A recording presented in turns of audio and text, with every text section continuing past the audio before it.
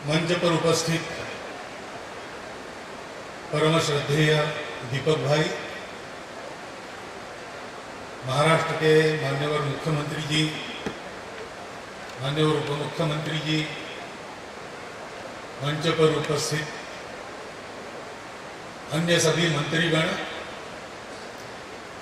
जितो संगठन के कार्यकर्ता और सभागृह में उपस्थित भी सभी विभिन्न प्रकार के मान्यवर नागरिक सज्जन, माता भगिनी,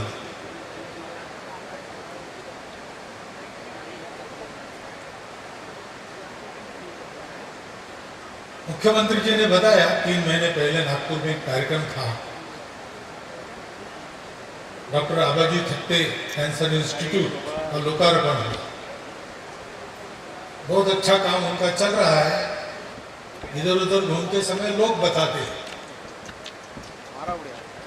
काम तो पहले ही शुरू हो गया था, लोकार्पण रुका था, वो हो गया। उसी समय यहां भी ऐसे अस्पताल का संकल्प है और उसमें मैंने आना चाहिए, ऐसा प्रस्ताव आया और मैंने उसको तत्काल मान्य किया, ये जानते हुए भी कि बहुत व्यस्त प्रवास रहता है, उसमें आड़ा टेढ़ा घूमना पड़ेगा। भी मैं गुवाहाटी में था कल, आज सुबह निकला वहां से, और कल मुझे भुवनेश्वर में जाना है। तो कोई व्यक्ति गुवाहाटी से भुवनेश्वर भाया नागपुर ऐसी टिकट बनाता नहीं, लेकिन मैंने बनाई, मैंने प्रवास बनाया इसलिए कि ये जो काम हो रहा है वो बहुत शुभ कार्य है, सत्य कार्य है और शिव कार्य। ये जो कार्य है, इसके कारण लोगों का कल्याण होगा, वातावरण अच्छा बनेगा। क्योंकि जैसा कि बताया गया कि मैं कहता हूं, बहुत से लोग कहते होंगे, मैं अकेला नहीं कहता हूं, कि पहले तो जीवन का विचार करते समय रोटी कपड़ा मकान ऐसे चलता था। रोटी कपड़ा मकान जितना आवश्यक लगता है, कदाचित उससे भी ज्यादा आज सामान्य व्यक्ति को शिक्षा और स्वास्थ्य की आवश्यकता ज्यादा है। वो अपना घर बार बेचकर भी अपने बच्चों को पढ़ाएगा, अपना इलाज अच्छे अस्पताल में करवाएगा। लेकिन इन दोनों की जो सुविधाएं हैं वो अपने देश में अपर्याप्त है। इच्छा है स्वस्थ रहने की, इच्छा है सुशिक्षित होने की, परंतु उपलब्ध नहीं है अवसर, साधन नहीं है, विद्यालय नहीं है, अस्पताल नहीं है, जो है वो दूर है और चिकित्सा का खर्चा बहुत ज्यादा है। तो स्वास्थ्य की दृष्टि से विचार करेंगे तो ये आज देश में सर्वदूर जनता की आवश्यकता है कि उनको सस्ती चिकित्सा और अपने पास उपलब्ध हो। इस दृष्टि से पहले तो पूरे महाराष्ट्र में कैंसर का पेशेंट यानी मुंबई में भेजो, टाटा है, ये अच्छी बात है कि टाटा कैंसर इंस्टीट्यूट जैसी इंस्टीट्यूट हमारे प्रांत में, प्रदेश में है। लेकिन सबको यहाँ आना पड़ता था, रहना पड़ता था, दवाई का खर्चा और अलग चिकित्सा का, सब लोग वो कर भी नहीं पाते। तो ये आवश्यकता है कि सबको सहज मिल सके इतनी दूरी पर कैंसर का अस्पताल होना चाहिए। क्योंकि स्वास्थ्य की चिंता तो बढ़ ही गई है, सुविधाएं बहुत हो गई, साधन बहुत हो गए हैं, वैसे देखेंगे तो सुख बढ़ गया, लेकिन वो जीवन शैली उस सुख को प्राप्त करने की ऐसी है कि उसके कारण जीवन में दुख का भी पर्याप्त निर्माण होता है। इन सारे रोगों की जो अचानक बढ़त दिखती है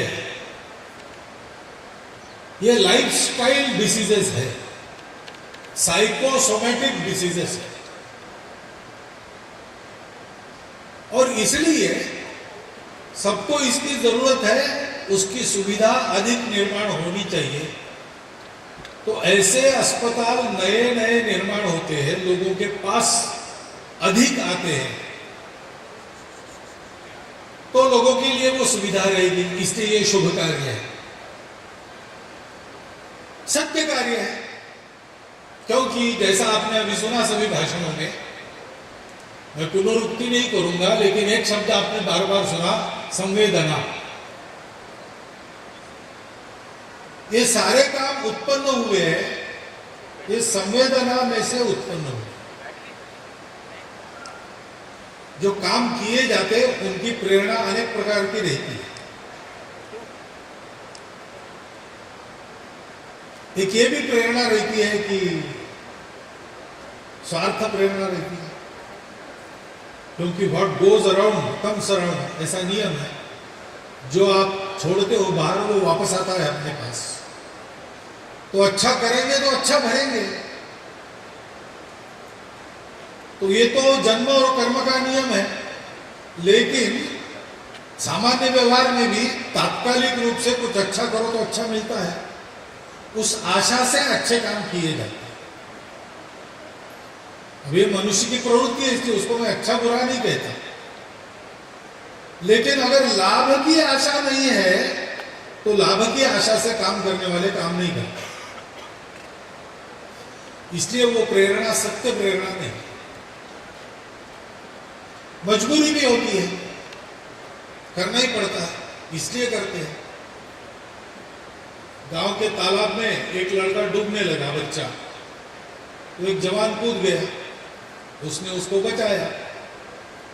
तो तुरंत भीड़ जमा हो गई, पत्रकार आ गए, उसको पूछने लगे, कोई कूदा नहीं, आपको कैसी इच्छा हुई कूदने की, प्रेरणा? उसने कहा प्रेरणा वगैरह बाद में बताता हूं, मुझे धक्का मार के किसने गिरा है उसका नाम बता। धक्का मार के किसी ने गिरा दिया, बच्चा जहां गिरा था वहां वो भी गिर गया, बच्चे ने गला पकड़ लिया। मरना है तो दोनों को, बचना है तो दोनों। ऐसे भी कुछ काम होते हैं। कुछ काम होते हैं अपने पुण्य लाभ के लिए, अथवा मैं भी कर सकता हूं ये बताने के लिए। ये राजस प्रेरणा है, अहंकार की तृप्ति है, अपने सार्थक की बात है। परंतु सत्य प्रेरणा, टिकाऊ प्रेरणा कौन सी है?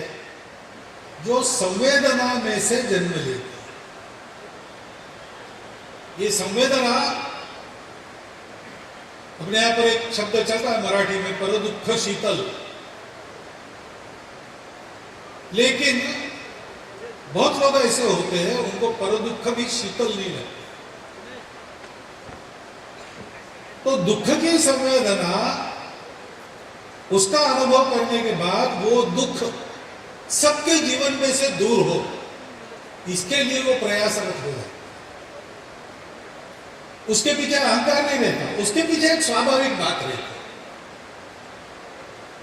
आग लगी और घर में अपना बच्चा फंस गया है, ये जब माता को पता चलता है तो वो दौड़ती है। अब उसको पता है कि अकेले अंदर जाएगी तो खुद भी चल जाएगी, बच्चे को बचा नहीं सकते, ये भी उसको पता है। लेकिन उसकी संवेदना उसको चुप नहीं बैठने देती, दौड़ने पर मजबूर करती। बाकी लोग रोकते तब रुकती है जबरदस्ती। तो स्वार्थ भूल जाते हैं, अहंकार भूल जाते हैं, कोई मजबूरी नहीं रहती। फिर भी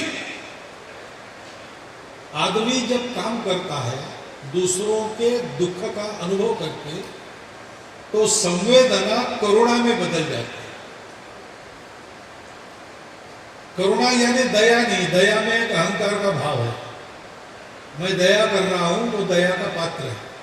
करुणा ऐसे नहीं है, करुणा दया वगैरह नहीं करती, करुणा अपने कर्तव्य को समझती है और रूखा कर्तव्य भाव नहीं रहता, वो संवेदना रहती।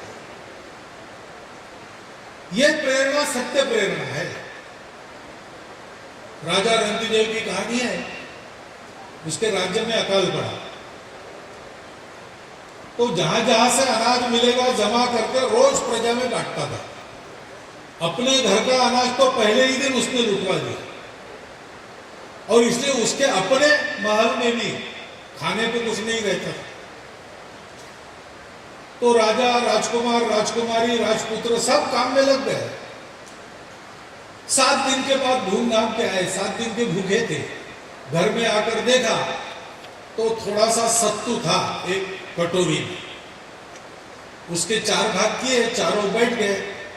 थोड़ा सा पानी बचा था, वो भी 4 कटोरी में 4 लोगों ने बांट लिया, और भोजन शुरू करेंगे उतने में एक भिखारी अपने कुत्ते को लेकर वहां पर आया और कहा कि बहुत दिन हम दोनों भूखे हैं, कुछ दीजिए। तो राजा ने अपना सत्तू उसको दे दिया। उसने खाया होगा, कहा बहुत कम है जी, मैं बहुत दिन का भूखा हूं। तो रानी ने भी दिया, राजकुमारी ने भी दिया। फिर उसने कहा मेरे कुत्ते को भी खिलाइए, तो राजकुमार ने भी दे दिया। फिर उसने पानी मांगा, 3 लोगों का पानी ये पी गया, चौथे का पानी कुत्ता पी गया। राजा के आंखों में आंसू आए, तो उसने कहा महाराज, आपको दुख देकर मुझे मेरी भूख मिटानी नहीं है। आपको दुख हो रहा तो मैं बंद करता हूं, वापस दे देता हूं जितना बचा है। तो राजा ने कहा कि तू खा रहा है इससे मुझे दुख नहीं हो रहा है, इतने दिन का तू भूखा है, इतना खाके भी तेरा पेट भरा नहीं होगा। अगर तू अब और मांगेगा तो देने के लिए मेरे पास कुछ नहीं, इसलिए मुझे दुख हो रहा है। इस प्रकार की वो सेवा होती है। कितना करना, जितना करेंगे उतना कम लगता है। पूरी ताकत लगाकर सब कुछ करने के बाद भी और कुछ करूं ऐसे लगता है। अपने देश के प्रति भक्ति का भाव प्रकट करने वाला एक गीत है, उसमें भी ऐसा है, तन समर्पित मन समर्पित और यह जीवन समर्पित, चाहता हूं देश की धरती तुझे कुछ और भी दे। ऐसी सेवा जहां होती है वो शुभ है, वो सत्य है, वो शिव है। क्योंकि अभी महाराज जी ने बताया, उन्हीं का अधिकार है बताने का, मैं तो उनकी ही सुनी सुनाई बात आपको कह रहा हूं। सब में शिव है, आत्मा सब में है, उसको जानने की बात है। अपनी सारी परंपरा में, सब पंथ संप्रदायों में उनकी सीख का एक सार है, पहले खुद को जानो। शरीर मन बुद्धि के परे अपना जो अस्तित्व है, जो दुखों से परे है, मृत्यु से परे है, तमस से परे है, उसको जानो। और वो जब आप जानते हो तो आप ये भी जान जाते हो कि यही अस्तित्व सब में है, तो कोई पराया नहीं रहता। इसलिए भारत में जीवन का तरीका माना है एकांत में आत्म साधना, लोकांत में सेवा परोपकार। बाकी दुनिया जीवन का तरीका मानती है struggle for existence, survival of the fittest. मुझे जीना है इसलिए मुझे संघर्ष करना पड़ेगा, कंपटीशन है। हमारे यहां कहते हैं कि बाकी लोग जिए इसलिए मैं मर गया तो मरते मैं अमर हो जाता। ये अंतर है। हमारा जो अनुभव है, हमारे पास जो सत्य है, उसके चलते भारत के हम लोग ऐसा मानते हैं। तो जीव सेवा शिव सेवा ही है। हाँ, केवल उस भावना से करनी पड़ती है, क्योंकि आखिर पहले तो श्रद्धा रखनी पड़ती है, मानना पड़ता है। मानने से होता है, नहीं मानने से नहीं होता है।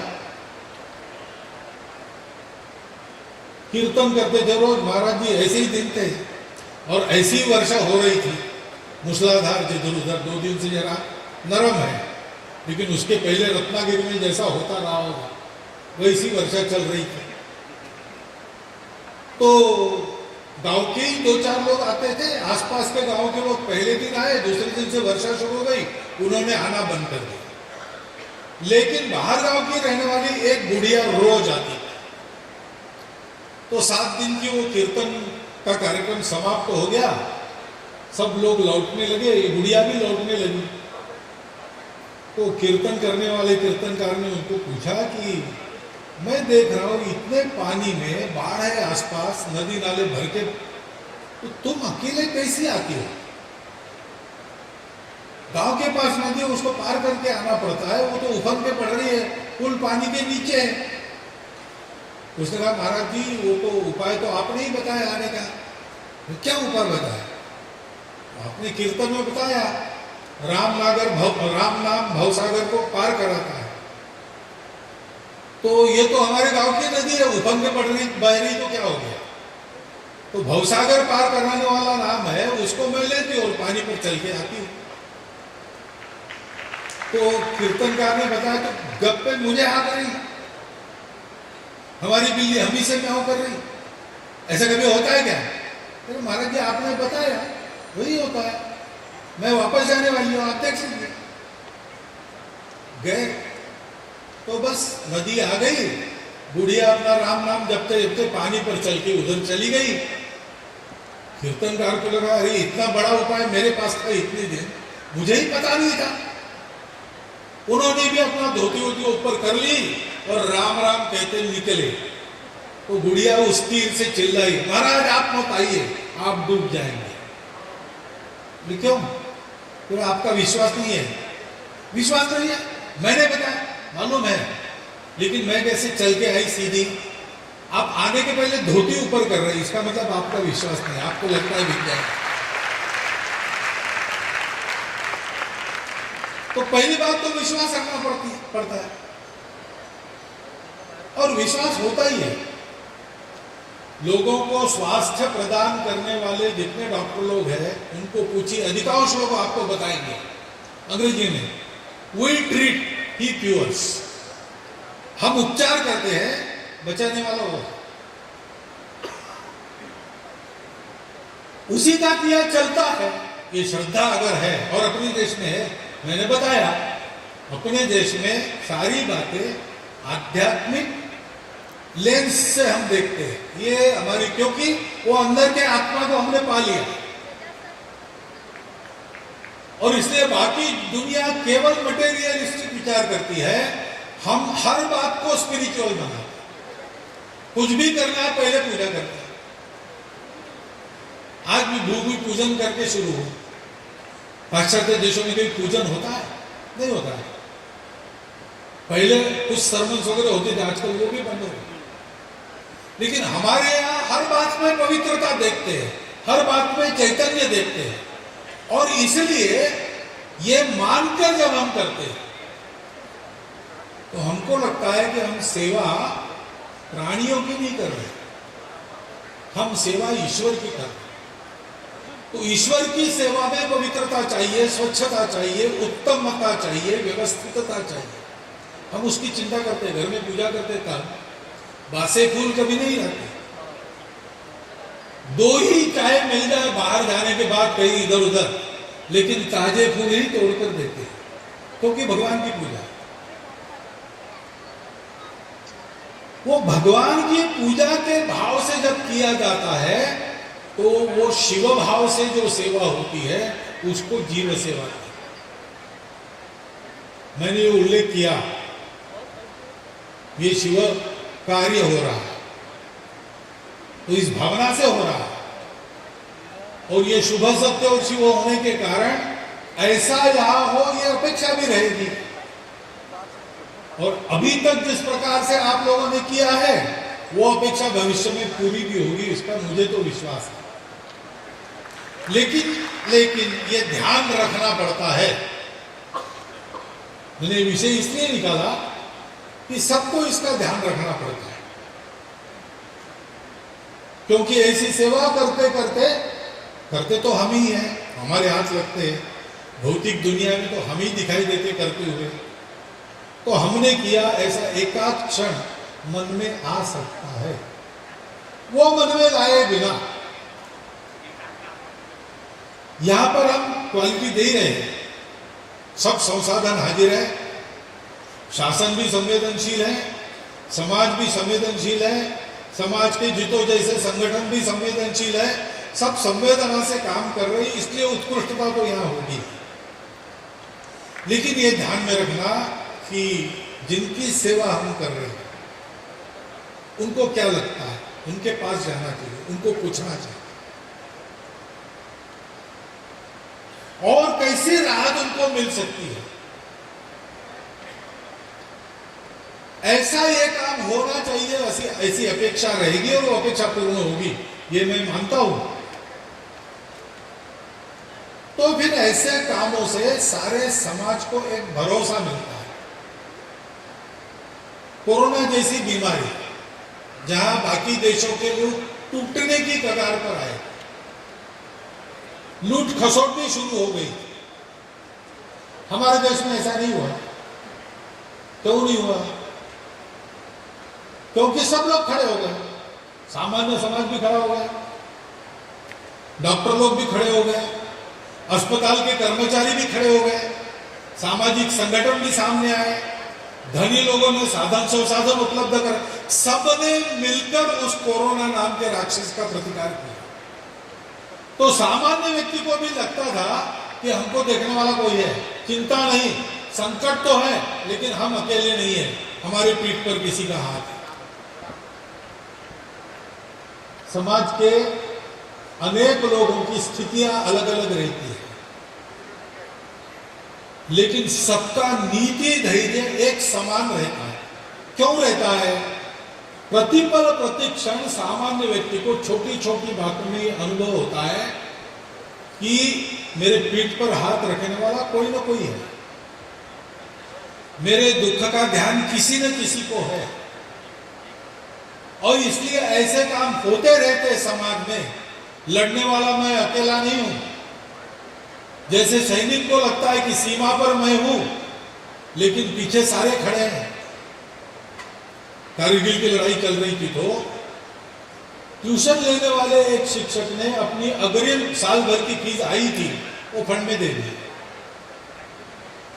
3 दिन भीख मांगकर भिखारी ने भी 350 रुपया लाया, जमा कर दिया कारगिल।